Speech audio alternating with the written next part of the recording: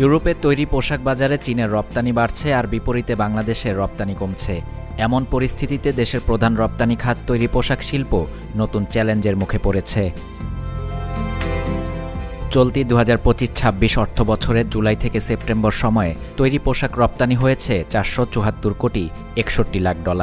আগের বছরের তুলনায় কিছুটা বেশি হলেও ইউরোপীয় ইউনিয়নে রপ্তানির অংশীদারিত্ব কমে এসেছে। গত বছর যেখানে ইউরোপে মোট রপ্তানির 48.13% গিয়েছিল, এবার তা কমে 47% দাঁড়িয়েছে। বাংলাদেশের অন্যতম প্রধান বাজার ইউরোপীয় ইউনিয়নে বর্তমানে চীনের আধিপত্য বাড়ছে। যুক্তরাষ্ট্রে উচ্চ শুল্কের মুখে পড়ায় চীন এখন ইউরোপের বাজারে ঝুঁকছে, ফলে একই বাজারে বাংলাদেশের প্রবৃদ্ধি মন্থর হয়ে পড়েছে। 2025 সালের জানুয়ারি থেকে জুলাই সময়ে চীনের রপ্তানি বেড়েছে 23%, যেখানে বাংলাদেশের বেড়েছে 16.45%।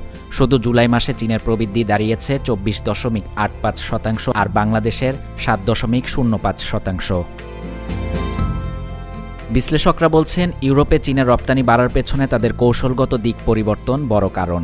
অন্যদিকে ইউরোপীয় বাজারে অর্থনৈতিক মন্দাও বাংলাদেশের রপ্তানিতে প্রভাব ফেলেছে। এক্সট্রিম মশার কয়েল প্ল্যান্ট ফাইবার দিয়ে তৈরি, ডেঙ্গু, চিকুনগুনিয়া বাহি সহ যে কোনো মশার বিরুদ্ধে দেয় এক্সট্রিম সুরক্ষা। বিজিএমইএর সাবেক পরিচালক মহিউদ্দিন রুবেল জানান, যুক্তরাষ্ট্রে শুল্কের কারণে চীন এখন ইউরোপের দিকেই ঝুঁকছে। এতে বাংলাদেশের প্রবৃদ্ধিতে আঁচড় পড়েছে।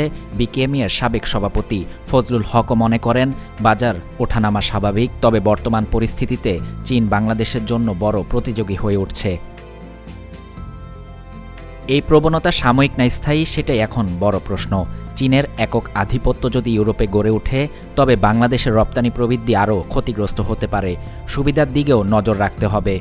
যুক্তরাষ্ট্রে কিছুটা শুল্ক সুবিধা পাওয়া সত্ত্বেও তা রপ্তানিতে পুরোপুরি প্রতিফলিত হয়নি। তাই বৈশ্বিক বাজারে টিকে থাকতে বাংলাদেশকে পণ্যের বৈচিত্র্য, দক্ষতা ও প্রতিযোগী মূল্য নির্ধারণে মনোযোগ বাড়াতে হবে।